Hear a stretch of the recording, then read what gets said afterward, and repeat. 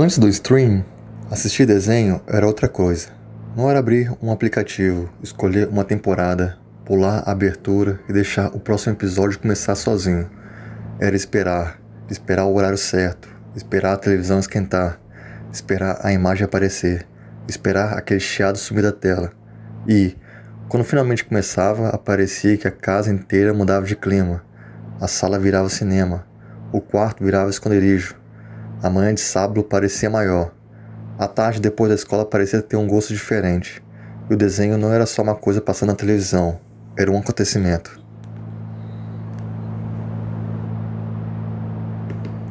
Para muita gente que cresceu nos anos 80, 90 e 2000, a infância teve trilha de TV ligada.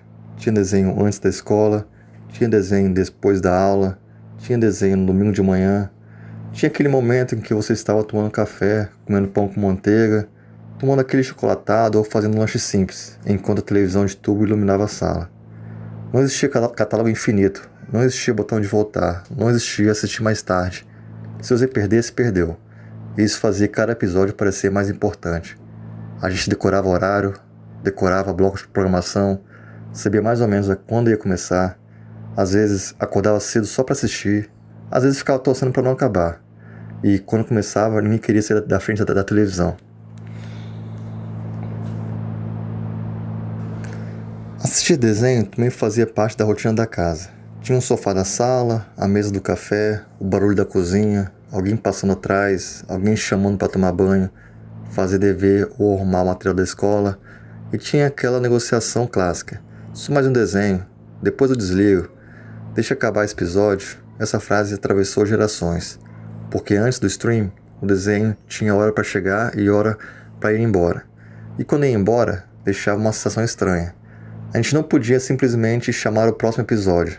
Tinha que esperar o outro dia, ou outra semana, ou torcer para reprisar. E a reprise naquela época não era necessariamente ruim. Às vezes era a única chance de rever aquilo que tinha marcado a gente. Hoje parece estranho pensar nisso, mas antes a gente assistia desenhos sem controle total. Dava para pausar, não dava para voltar, não dava para escolher a ordem certa, não dava para procurar a temporada completa. Muitas vezes a gente nem sabia o que estava vendo o primeiro episódio, ou o último, ou um episódio completamente fora de ordem. E mesmo assim funcionava. Talvez até por isso funcionava tão bem. A falta de controle criava expectativa. A espera criava importância. O intervalo dava tempo para imaginar. E a pouca informação deixava tudo com um certo mistério. A gente não sabia tudo sobre o desenho, não sabia todos os nomes originais, não sabia a ordem dos episódios. Não sabia todas as curiosidades, mas sabia o que sentia quando a abertura começava. E isso bastava.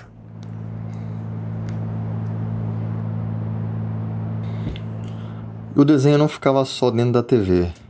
Ele saía para a rua, aparecendo no banco de revistas, nos gibis, nos álbuns de figurinhas, nos pôsteres, nas revistas que a gente folheava mesmo sem comprar. Aparecia também na escola, no recreio, nas conversas com os amigos, nas figurinhas repetidas, nas histórias que alguém jurava que tinha visto, mesmo quando ninguém sabia se era verdade. E tinha locadora. Entrar em uma locadora e ver aquelas prateleiras de VHS era como entrar em um outro mundo. Você não tinha algoritmo dizendo o que assistir. Você tinha capas, tinha curiosidade, tinha dúvida, tinha um limite de escolher uma ou duas fitas. E tinha aquela responsabilidade enorme de não errar na escolha do fim de semana. A fita chegava em casa como se fosse um tesouro. Ia para o videocassete, às vezes a imagem tremia, às vezes precisava ajustar, às vezes a fita estava no meio e alguém tinha esquecido de rebobinar, mas nada disso tirava a magia, pelo contrário, fazia parte. Hoje a gente tem acesso a quase tudo. Pode assistir no celular, na televisão, no computador.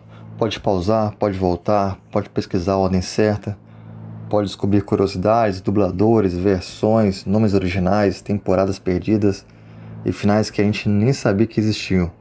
Isso é incrível, mas também mudou a relação. Antes, a limitação criava memória. A espera criava importância. O intervalo dava tempo para imaginar.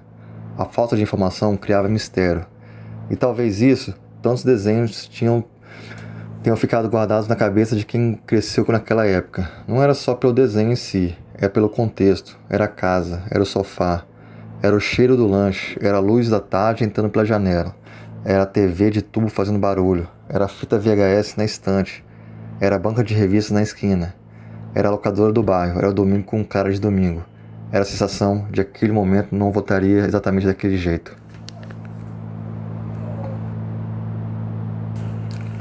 O Velha Guarda dos Desenhos nasce para falar sobre isso. Não apenas sobre personagens, episódios ou curiosidades, mas sobre a memória de quem cresceu com desenhos fazendo parte da vida. Aqui a gente vai lembrar da TV aberta, das locadoras, dos VHS, das revistas, dos brinquedos, das aberturas, dos animes, dos desenhos clássicos, das pequenas coisas que ficaram escondidas na memória.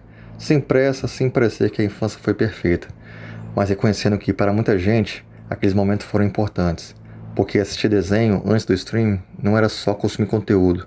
Era esperar, era imaginar, era conversar no dia seguinte, era repetir a abertura mesmo sem saber cantar direito, era torcer para a antena pegar, era aceitar o chiado, a imagem ruim, o episódio fora de ordem, era viver a infância do tempo da televisão. E se você também lembra dessa época, este canal é para você. Para quem cresceu esperando o desenho começar, para quem viu a TV aberta formar memórias, para quem alugou VHS, folheou revista em banca, colecionou figurinha e ficou com uma saudade difícil de explicar, porque, no fim das contas, a gente não sente falta só dos desenhos, a gente sente falta daquele tempo em que a vida parecia caber inteira em uma tarde. Uma televisão ligada e a promessa de só mais um episódio. Seja bem-vindo ao Velha Guarda dos Desenhos. Se você gosta desse tipo de memória, inscreva-se no canal e comenta aqui embaixo. Qual era o desenho que fazia você parar tudo para assistir? Aquele que, se você perdesse, parecia que o dia tinha ficado incompleto. A gente se encontra no próximo vídeo.